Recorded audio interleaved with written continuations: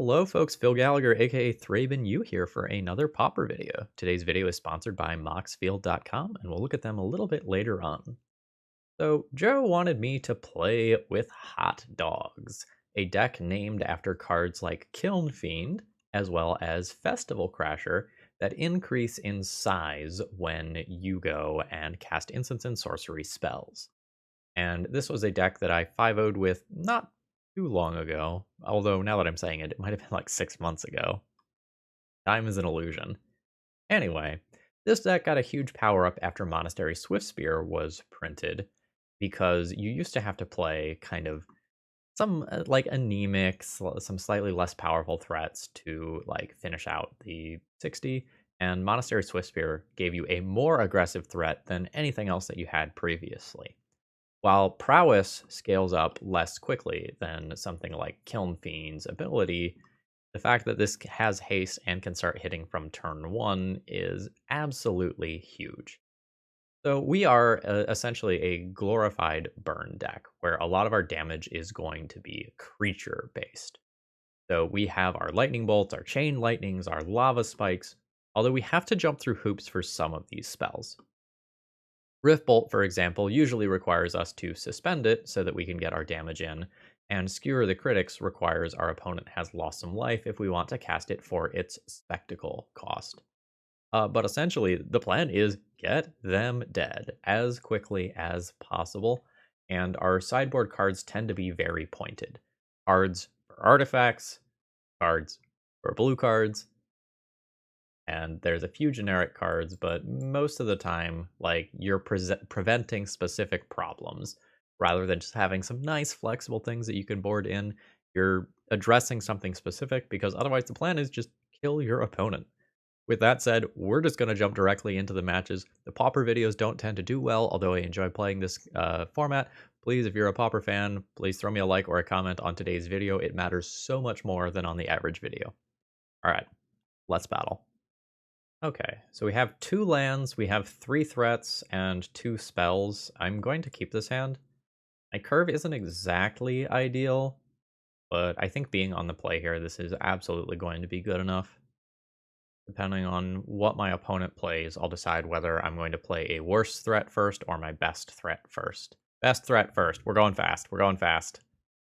All right, so this is going to be a Kiln Fiend this turn, probably a Festival Crasher next turn, and then I try to have a big 3-mana Chain Lightning Skewer turn that effectively kills my opponent. The issue here is if they can get lifelink. They don't have white mana yet, which is very good news for me. But if they do get white mana, ugh. Alright, there's the Rancor. Are you attacking? I think you should be attacking. I'm gonna go ahead and just attack into this creature. I am threat heavy. So, like, losing this Kiln Fiend is not bad for me. Like, I'm very happy with this in terms of a tempo play. Let's get on in there. Yeah. Alright, so we'll just deal that damage. Play a new Kiln Fiend. I think my opponent missed out on 3 damage because I would not have blocked. Copious Sprawl is fine. It's scary in that it can give white mana. And if my opponent gets lifelink... okay, that's fine. Blockers are good here. Like that sponges up a lot of damage. So does that. Alright, I will not be blocking here. I will take this damage. Okay. Got another mountain. If I Chain Lightning this token, and one of my creatures gets blocked, I can have cast 3 spells. 3, 6, 9, 12. 18 damage, leaves my opponent at 1 with another dead creature. Lethal on board still. That's probably fine. That's probably fine. Oh wait, this isn't going to deal the damage. I have to actually send a Chain Lightning to face first. And always yield to those. That brings my opponent to 16.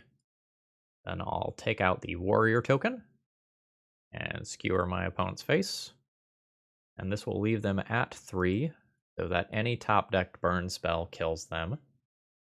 Really, any top deck spell kills them, actually, right? Well, specifically anything that triggers Kiln Fiend. Just have to dodge the Armadillo Cloak type cards here. Okay, unfortunately there is a lifelink enchantment. So that is going to put me in a bad spot. It doesn't mean the game's over, but it's pretty bad for me. Like, that plus the blocker in particular is bad. I think I could have potentially beaten lifelink. Like, 7's not that much, but 7 is a lot when another blocker gets involved. Let's cycle this. Maybe I can kill next turn. I guess I attack with both of these. My opponent probably has to throw away this creature so they don't die to an instant. Send them. Yep, that's fine. My opponent goes to 6. I will play out a Festival Cratcher. If my opponent only gains 4 this turn, I can just power through that with Rift Bolt. Because Rift Bolt is worth 3, 6, 7, 8, 9, 10, 11 damage on its own. That's 12, 13, 14 total damage, at least in theory. But as soon as another, like, Rancor or, what is it, Mask of Ancestry gets involved, things get bad fast. Okay, that's not that big of a deal, unless it leads into, like, Mask of Ancestry. Or, sorry, Ancestral Mask, that's what it is. 14 lifelinky damage, huh? Rough. Absolutely rough. That puts my opponent at 20. And I can't quite do 20, like, I can deal 11, but then I am dead, unfortunately. GG. Something like a Teamer Battle Rage could have done some work there, I guess. So, what do I have for this? When I'm on the play, I think End the Festivities is pretty good as a way to just kill their creatures. Apostle's Blessing might be reasonable, just as a way to force through blockers here. That's very much missing from this version. The previous version that I played had more ways to just guaranteed push the damage. Searing Blaze is pretty embarrassing here against most of my opponent's threats, so I think that's going to be my 4 for 4 for this matchup. I think despite the fact that I have one land, this is a keep. Monastery Swiftspear is really good, as is End the Festivities. If I draw one land, I really get to rattle off a lot of spells in a way that is pretty gross. Like, if we treat each one of these as a 4 damage spell because of prowess, that's 4, 8, 12 damage already. Yeah, this is fine. Cartouche. No big deal. Okay, great. There's another land. So, Lava Spike you. You know what? Lightning Bolt you in response. The stack's there, we're gonna use it. Crash it for 3. Opponent's at 10 already. Scout's fine. Something that increases its toughness would not be fine. Yeah, Rancor is a-okay with me. Nice. So let's end the festivities. That Rancor will bounce back to my opponent's hand. Let's Lightning Bolt them. That brings them to 6. This attack brings them to 3. Lightning Bolt should kill them. Yeah. I don't think there's going to be any play draw difference here for me. I think this is too mana heavy to keep this hand. Like, Swiftspear is very good. But I don't... Okay, it's going to be this kind of round. On 5, this is going to have to be a keep. I don't think this is actually going to win the game. 3, 6, 9, 12 damage. I think I have to hope Kiln Fiend can do more. I think I'm going to get rid of Rift Bolt. I think my opponent just wins this one for being on the play after my double mulligan. I mean, I'm very happy that they are using mana for things other than deploying a creature here. Okay, I mean, there's a second land, so we're not out of this yet. But I'm not in a super strong position here. Okay, so that gives my opponent access to white mana. Blue mana? Oh, okay, you're just flexing, sure, that's fine. So I think out of necessity here, I'm going to go ahead and play the better threat. My current game plan is play Festival Crasher and then try to kill my opponent the following turn. I don't think I can just kill my opponent with the Kiln Fiend attack next turn. So my ideal draws are a land and another 1-mana instant or sorcery, I suppose. And the Festivities could be nice. My opponent doesn't increase this creature's toughness. Alright, and my opponent is going to stay aggressive. Is probably correct. Okay, I mean, let's think about this. If I deal 1 point of damage to my opponent this turn, they are at 16. Festival Crasher very much kills them next turn. I play Chain Lightning and Lava Spike this turn. This 6, 12, 13 damage. Kiln Fiend on its own is lethal next turn. The Kiln Fiend line, like the solo Kiln Fiend line, is going to be worse versus a random chump blocker, which is somewhat likely to happen. I just draw another 1-mana instant or sorcery, though. Kiln Fiend can just kill next turn. Again, chump blockers are bad, though. Alright. Let's do this line. It is, however, unexciting. This line also maybe beats a lifelink enchantment if I rip another land. Fuck. I don't really like this matchup. There's minimal interaction. Just like who uninteractively runs over the other person. So, what? Each one of these lightning bolts is worth an additional 5 damage. What, this is 8, 16, 17, 18. Not lethal. So I need to leave this back to soak up some damage and then try to kill next turn instead. Alright, let's yield to these. So there's 3 damage. There's going to be another 3 damage. Brings opponent to 17, but this isn't quite lethal. So bash in with Kiln Fiend, brings my opponent to 10. They're going to go back up to basically their current life total. So I don't really know how I'm beating the lifelink enchantment here. Trample in particular is rough. It means I can't just like block and blow up my creature. That produces another body. At this point, I believe I am dead. I go to 1 again, but my opponent's back at 19, and I just don't have the resources to kill them. Sure, that's fine. Oh, and yet another blocker. Yeah, that is not going to do it. I will concede. Hot dogs are not getting there. Today's video is sponsored by Moxfield.com. Moxfield is a deck building website, but it does more than just that. I've got the collection tracker pulled up today, and you can keep track of which cards you do and don't own, so that you'd never have to worry about, hey, do I actually own this card? Did I actually buy this?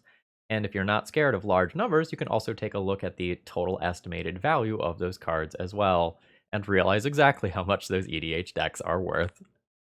Alright, first hand for round 2 has no lands. That's an auto mulligan. Second hand is okay. I think I'll just be throwing back a regular old land here. And we'll call it good. Alright, we are potentially playing against Affinity here. We will be looking to kind of bury them in the early game before all of their card advantage comes online. And they can just start vomiting creatures that can get in the way of my Kiln Fiends.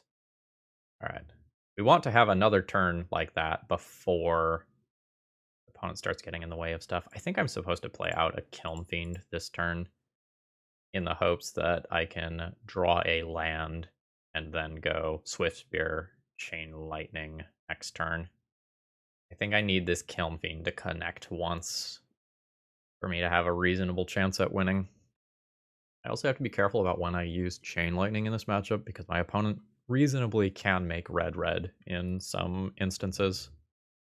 There's 5 artifacts in play. 6 artifacts in play. My opponent could make... Oh, fuck. Yeah. So that's 2 activations. That wipes my board. This turn's a little bit more interesting. I think I just play Kiln Fiend Swiftspear and crash in. Kiln Fiend Riftbolt is also reasonable, though. Always Kiln Fiend. If I get to connect with this creature next turn, it's so huge. I think I am going to go ahead and go with the suspend here. I am unlikely to make another land drop this game, at least not in the short term. The next time I draw a mountain, I'm probably looting it away with blood token. This is kind of what I'm talking about. I have to watch. Fuck. Fuck. Double fuck. Okay. So I now have to decide right now whether or not I want to use 2 spells to kill 1 Mirror Enforcer. I think the answer is no with a Blood Fountain on the field. I think that's going to the dome. Alright. So let's go ahead and loot away this land as of right now before I make any further decisions about my turn. It is another Rift Bolt. I can play a Swiftspear, attack with both of my creatures, and try to trade these Mirror Enforcers, but Blood Fountain is absolutely brutal here. I am going to trade. I think trading with 1 is better than trying to trade with both. Oh, okay. Opponent going for a double block situation here. Unfortunately, didn't have any instance for trickery. And a Chain Lightning upstairs. Let's suspend a Rift Bolt. Reckoner's Bargain sacrifices an artifact and gains life while drawing 2, right? Like, that's a thing that I just have to worry about happening and closing out this matchup instantly. Ah. Yeah, it sure is. Okay. No, it's cool. Rift Bolt you. Play Swiftspear. Spectacle. Viewer on you. Swing back in. Yeah, but my opponent gaining 7 there, I think just puts this game out of reach for me. So that's the Blood Fountain activation for 2 free 4/4 creatures. And I think at this point this game is out of reach.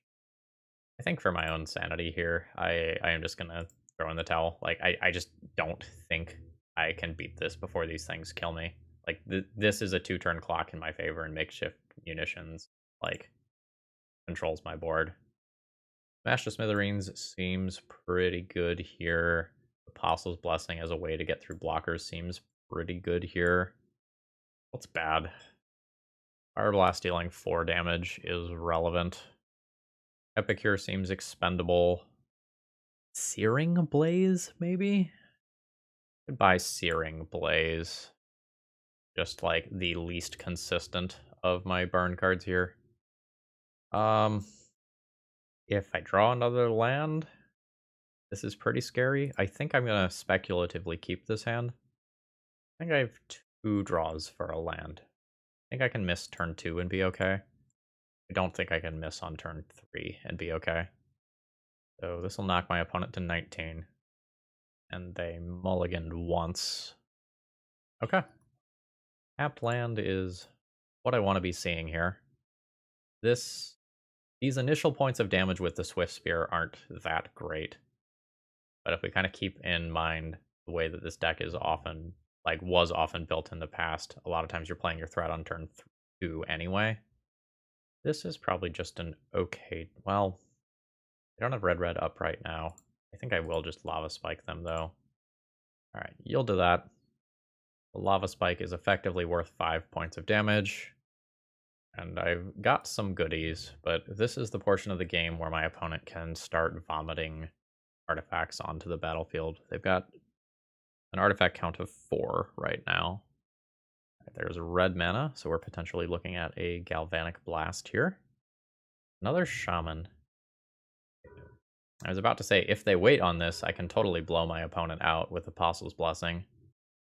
But that, unfortunately, did not happen. So this is a good news, bad news situation. The good news is my opponent is at 7, and I have at least 7 points of burn in hand. Bad news is I can't utilize all of my stuff right now.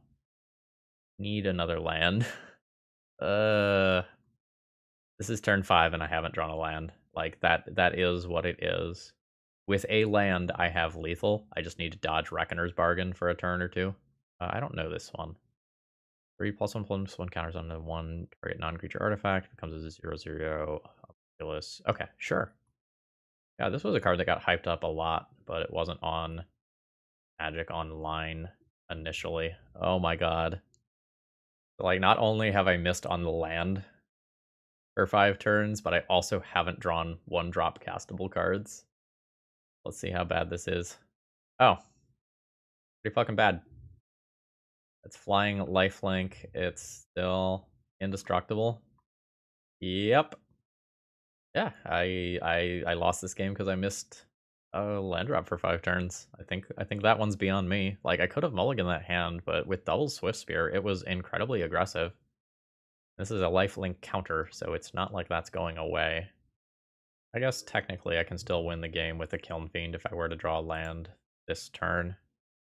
But the fact that this is indestructible is really tough here. So I can like Kiln Fiend, Pro Blue, Teamer Battle Rage, Fire Blast or something. See if that deals 15. Alright. A lot of cards. And the treasure. With Galv Blast happening there, I am comfortable conceding. GG. Okay, I am on the draw for round 3. I think I have a good mix of lands and spells, and I can play Forgotten Cave tapped on turn 1. I think this is going to be fine. So far, I'm not liking this exact build. Like, the previous build that I played had, like, Ancestral, Angers, and Crash Throughs. I think I still play this as a land here. That just, like, allowed me to get in for trample damage more easily through blockers, and I feel like I'm just not getting my damage in the same way playing this build. Okay, sure. So we will deploy a Kiln Fiend. Next turn I could have a lot of damage, but my opponent has Tron this turn, so things could get scary. Okay, it's just a Wellspring this turn. Without doing any math whatsoever, I'm going to click on some cards. Chain Lightning you. Let's yield to these creatures.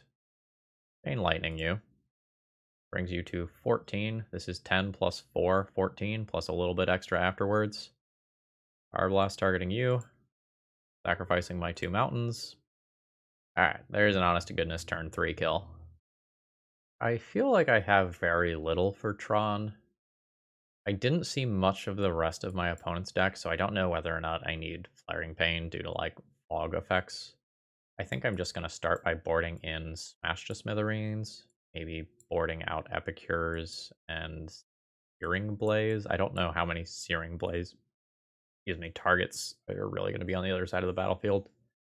Actually, given that I want to board that out, I probably have to leave in 2 Epicures.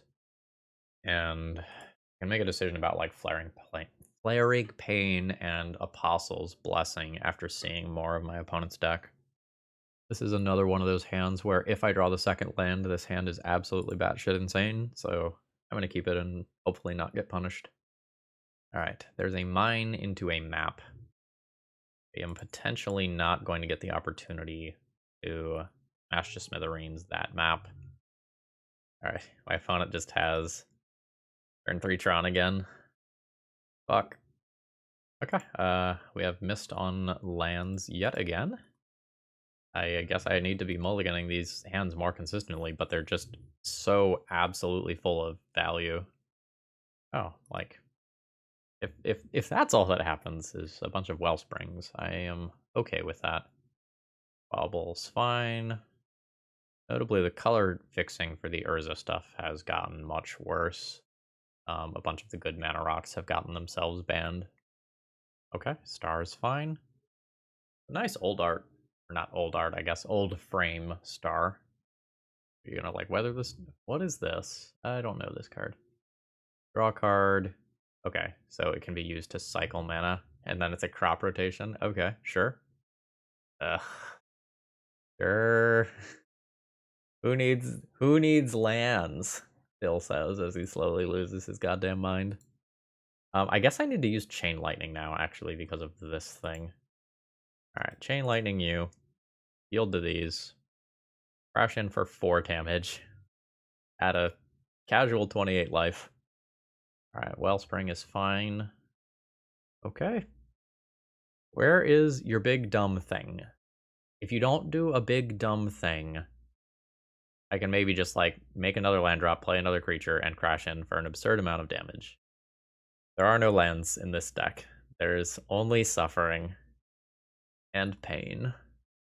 Let me share my pain with you. White mana at end of turn. Yeah, Frantic Salvage is strong.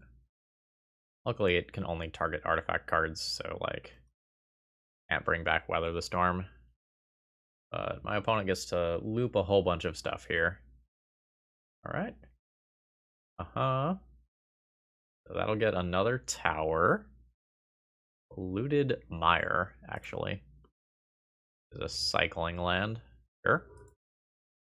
Just, okay. Bobble's fine. We'll keep throwing. That throws the Weather the Storm back into the deck. There's the cycle. Is the Scryland? Yeah. This is so doable if I just draw one fucking land. Okay, cool. Alright, now I will probably scale up fast enough on future turns that I can kind of race what they're doing. I think it's past the point where I have to answer this immediately with Smash to Smithereens now that they have the Crystal Grotto too. Alright, salvage away. So there's another bauble. Will be another bauble. This will be a mat. Oh, nope, there's a star first. Green mana. So many storms. At 49 life here, I think I just play a Festival Crasher this turn. Let's just hit in for 3 points of damage. Bring my opponent to 46. Play Festival Crasher. And let's start thinking here. 3, 4, 5, 6, 7. So effectively, each one of these burn spells is worth 10 points of damage. That's not bad. It's going to take a lot to kill my opponent in one turn, but it's probably very reasonable to kill them in 2 turns. Okay, another map. Another map. Cool. This is fine. I think this is a Smash Lightning Bolt turn. All these are instants. All these are instants. Send them on in. After no blocks. Smash the Reflector. Fire the Refractor. Other triggers to yield to. Opponent goes to 43. Put all these triggers on the stack again. Opponent goes to 40. Once more. Into the Abyss. Opponent goes to 37. And then goes down to 12 ultimately. So I kill my opponent if they don't have something cool that they top deck this turn. Alright, there's a star. That's a redraw. They could have cracked both of these maps to thin their deck on their turn. It kind of feels like they should have. Sure. Alright. It looks like I have potentially dodged. I don't think I play this land. Send them on in. After no blocks, Lightning Bolt. Brings opponent to 9. And then that is lethal. Okay. I think my opponent's deck is bad, honestly. Like, they assembled turn 3 Tron and lost because they didn't do anything other than gain life. I've kind of played a couple of these, like, bobble builds of Tron before, where you're trying to just, like, get all of these value loops. And I think they just have the problem of, like, not closing the game. Like, if my opponent had just, like, played like an assembly worker, I think it is, that just like tutors up more copies of itself. Like if they had just vomited a couple of those into play or played a Fangren Marauder or something, like I was absolutely stone cold dead to it. But instead they gave me the time to find ways to beat them. So I once again have one of these absolutely insane burn hands with a turn 1 Monastery Swiftspear, and I'm left wondering whether or not it's capable. I think I'm 50-50 on winning games with hands that look like this. How many lands do I actually have? That's a legacy match. We don't need that. 17. So 16 lands remaining in deck. Not the highest chance of actually hitting. This is so much raw damage directly to the dome, though. Like, I don't know that I'm supposed to throw these back. Alright. There's the Swiftspear. Okay, it is a consider. Potentially playing against fairies or something fairies adjacent. In which case, having an early threat in play is nice. However, not having access to my second land to like multi-spell may kill me. It just lets my opponent's counterspells work like very, very optimally. If I cannot multi-spell, Delver's fine. No land, no land, no land. Oh shit, no land! Let's go! Also no land on my end though, so there's that. Um, Absolutely willing to just chain lightning the Delver here and stay ahead on board. Drops my opponent to 17. They have a very large number of 1-drops in their deck though. Assuming this is something closer to fairies and not just like a blue-red Delver deck that also has like Swiftspears. I'm not the most in touch with Pauper right now. Oh, Spire Golem. That means we are looking at mono blue. And opponent is not hitting their second land drop. Neither am I. I think I just take this opportunity to Rift Bolt. Maybe that's not true. Let's use a guaranteed sorcery speed spell that can't be pointed at a creature. This will be 14, 12 after attacks. Okay, opponent's got a Brainstorm. Surely this will find them a land. They've gotten unlucky between multiple draw steps and 2 considers to not find one. Oh. Oh. Pauper players, do we need to talk? Do we need to just all agree to play more lands in our deck? I'm not going to run the numbers for a deck that I'm going to play exactly once, but it sure seems like we need to be playing more lands. Chain Lightning, target you. Lightning Bolt, target you. This puts my opponent in range of dying to either Rift Bolt or Lightning Bolt. Oh shit, I could just Fire Blast my opponent. Whatever. My opponent's very dead. Alright. New Swiftspear. Go to combat. Go to attacks. Send them in. After no blocks. Lightning Bolt target you. Yup. Alright, so playing against some sort of mono blue Delver deck, I will probably board in these. I don't know that I actually need something like Apostle's Blessing to break through here. I'm not sure whether I like or hate Rift Bolt. It's a way to use my mana that doesn't just immediately play into early counterspells, but it's also clunkiest in terms of actually doing the thing and killing my opponent. Before I see more of my opponent's creature base, I'm not 100% sure how good End the Festivities is. I'm going to like have that card in mind. I don't think I'm going to board it in yet. I've seen Delver and Spire Golem. I haven't seen like Fairies and Ninjas yet. Pretty reasonable that they're in there though. What's the weak link? Is it Temur Battle Rage? Like Temur Battle Rage can't be pointed at creatures. A little weak versus bounce spells. I can see that. Fire Blast is also kind of rough versus counter spells, but it's just like a very good way to end the game if my opponent taps out. I don't have matchup experience to know kind of conceptually what I want to be doing. Alright, I have kept my 7-card hand. It's a little slower than I would like, but Forgotten Cave just gets to cycle into something else on turn 1. And I'm going to assume that that's okay. And I just kind of hope that I can play a couple of Kiln Fiends, Festival Crashers, that sort of stuff. And eventually end up powering through some counter spells in a way that's profitable. Yeah, like Red Elemental Blast is great. I think I will offer a Festival Crasher up to a counterspell, 1-for-1, and then play a Kiln Fiend with protection next turn. Yes, this is acceptable to me. Another land drop. Alright, I sure don't want those bonus Fire Blasts. I think I'm fine fighting over this one. I wouldn't be surprised to see a blue Elemental Blast here. Okay, it is a Spell Pierce. That's okay. Like, opponent's down to 2 cards. They don't have a source of card advantage yet. I still have another threat. It's unclear whether or not they have another counterspell. Another Kiln Fiend is a-okay with me. Bitter is fine. They liked whatever card it was. Sure. Okay, we're going deeper. The Brainstorm immediately after a Brainstorm notably is not particularly strong. It digs you a single card deeper. because you put 2 cards back after you draw 3. Another land drop from my opponent. Valerian Terror, Ward 2, 5/5. Got it. Ward is definitely awkward. I think I just ignore that, though. I think I just play another Kiln Fiend and kill my opponent eventually somehow. Ooh. I can get got by a Spell Pierce or another counterspell of some kind. My opponent only has 1 card in hand right now, though. I'm willing to go for this.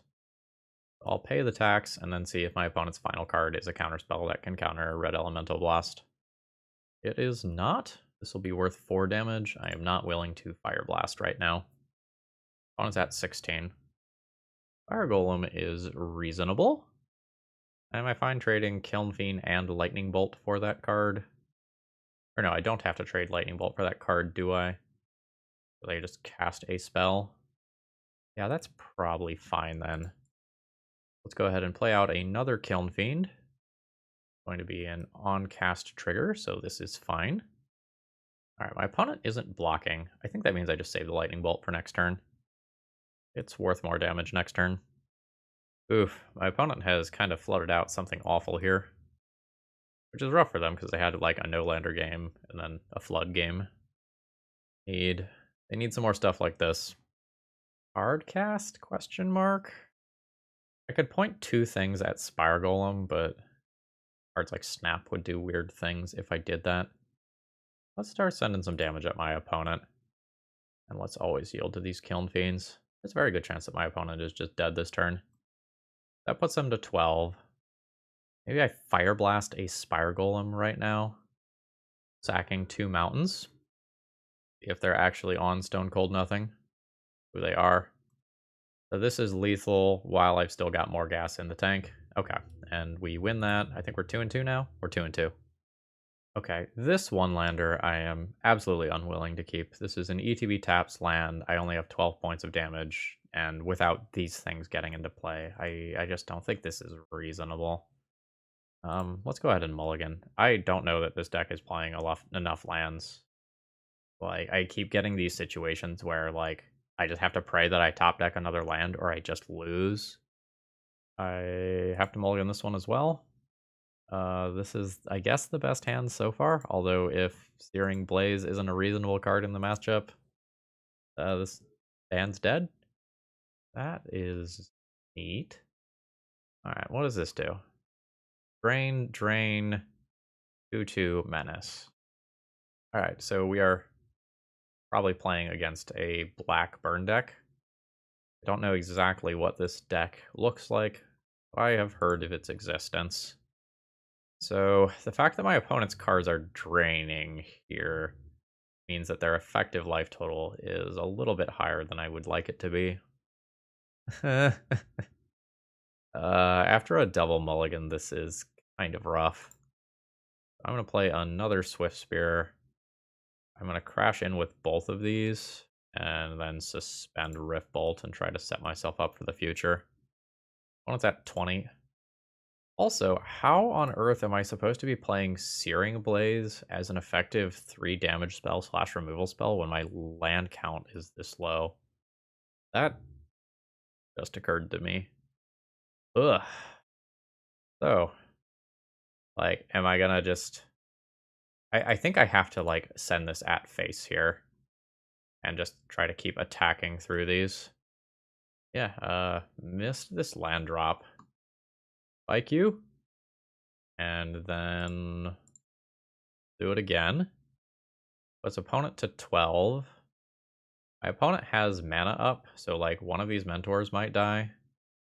Oh, it is a deadly dispute instead. Sure. I am happy enough with that. This thing flips. Okay, there's a bump in the night. And that's Soul Reap. Controller loses 3 life if you've cast another black spell this turn. That's awkward.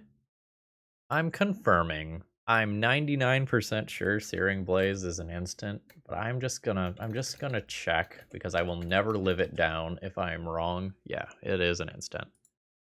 So let's go ahead and crash in here. Swing in my 1. My opponent blocks, so my creature will survive because I cast this Searing Blaze, making this into a 2/3. So I clear the board. But I don't have this third land, so in addition to Searing Blaze not dealing 3 points of damage, I also can't skewer. Ugh, this life gain is rough. But my opponent's gained 8 so far. Like, I would have lethal in a more normal instance. Luckily, that was just the top deck that I needed. So now I can go ahead and spectacle this. And I have exact lethal. Ugh. Mash seems playable here. Apostle's Blessing seems playable. I get desperate. Baldaran Epicure can be a thing. Conceptually, Searing Blaze is not bad as bonus removal. But I think, given how bad it looked that game, I need to consider cutting it. I think I want to bring in these 5 cards. I think that means cutting Searing Blaze and Epicure. I think despite the fact that it's a little bit risky, I keep Temur Battle Rage as a combat trick and a way to really push damage hard. And I bring in a little bit of protection and some ways to deal with those vehicles that I'm seeing on the other side of the battlefield. Play more lands. Oh my gosh.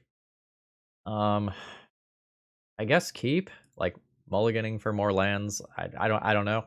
I'm slowly losing my sanity due to not being able to cast my spells. Like, this hand is pretty damn reasonable if I hit a land drop in 2 draws, and I did.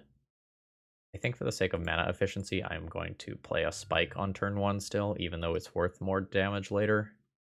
Oh shit, this is not a vehicle. Excuse me, this was an enchantment.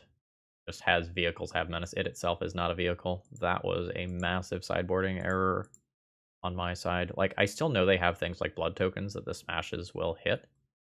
Like, I probably would have brought them in anyway. But I definitely thought that this was a creature, or sorry, an artifact as well. Yep. I guess I will spike you. I probably have to lightning bolt this card. I'm not going to do it immediately in case my opponent has like a lifelink enchantment that they want to throw on this creature. But by not doing it immediately, I might open myself up to some sort of Deadly Dispute, Reckoner's Bargain type card. I guess I can also just lightning bolt my opponent. Try to get a little lucky with top decks. But I have 3, 6, 10 damage as of right now. 13 if I can smash to smithereens something. The incidental life gain here. Rough. Yeah, I think I'm going to take the damage and try to kill my opponent rather than play the control role. I just don't know that I'm going to be successful in the control role here. Oof. Yeah, these lightning helix type things are rough. Now I don't know that I can just go for the face anymore. 7 more points of damage. Yeah, I don't think I can go for the face anymore, unfortunately. I've taken 2 more damage than I needed to. And that doesn't help me. I think we're in a mirror situation where my opponent is in the right colors and I'm not. Ugh. Although honestly, like, I'm happy that a straight up black burn deck is crushing it. All right, so there's some blood tokens. I can smash to smithereens this card, even if this all hits. This is 14. I will keep playing, but I think I'm dead. All right. Well, if I'm gonna do a thing, this is how I'm gonna do it.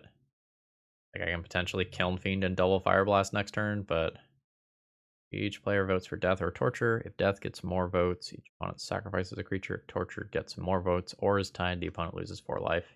Okay, then I am dead to that. GG. Okay, so Smash to Smithereens is worse than I thought.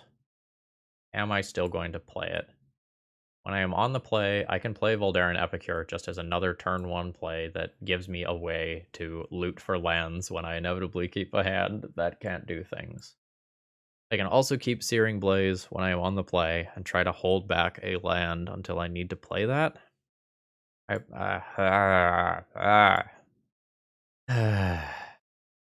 Like, uh, this is so incredibly frustrating.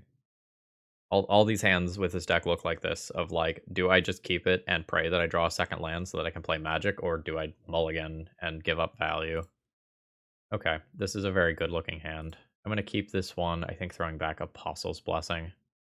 This is going to be a little bit creature heavy, but I think being a little bit creature heavy is a good thing here. I think I play out Kiln Fiend next turn, I think. Possible I play out the Festival Crasher first, since I don't really have that many things, and let the Soul Reap go after Festival Crasher instead. Yeah. And I just don't, air quotes, go for it next turn. What do you got? How bad is it? It is a Vampire's Kiss. Alright, Lava Spike is good for me. I don't think I go for maximum damage this turn. I think I just play another creature this turn, and then play both of these cards next turn when it's worth more damage. I think sandbagging the additional spell here is very worth it. We'll see, though. Like, my opponent has a couple blood tokens. Okay, Deadly Dispute is fine. Alright, they're chilling. Another Teamer Battle Rage. Lava Spike, target you, triggers. Let's yield to all this stuff. I sacrifice a creature and lose 1 life. That's fine. You are going to scale up the least. So goodbye. Now my other spells are free to resolve here. These are instants. We'll go ahead and attack in. After no blocks.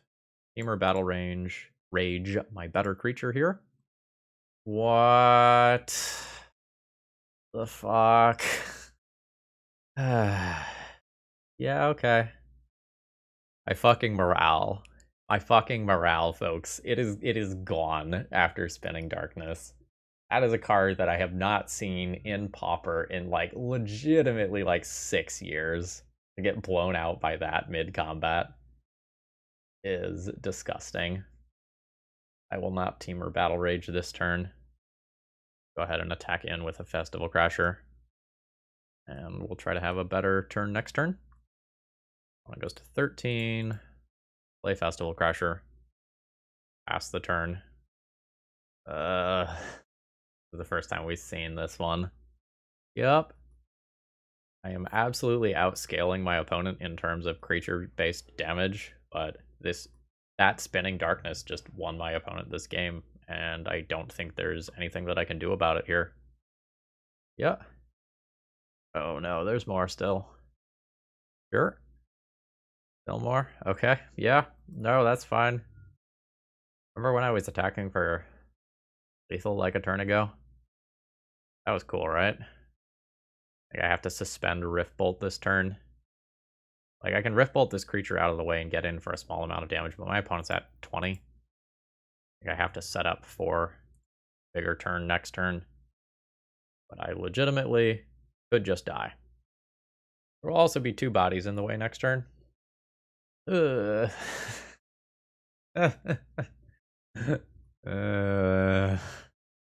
My everything hurts.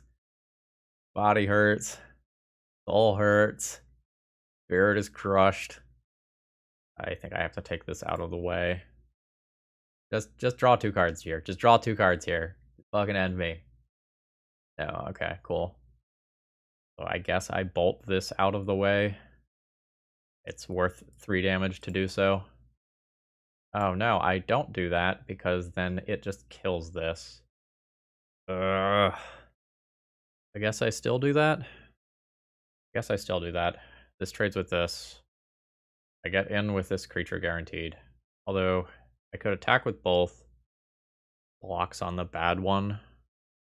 Yeah, maybe I attack with both. I still trade my bad one for their Scorpion. That's worth something. Yes, this is fine.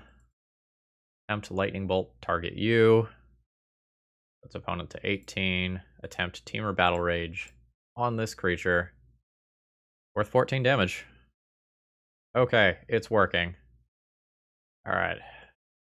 Alright, this is 2 damage to each opponent and gain 2 life, not 2 damage anywhere. Alright.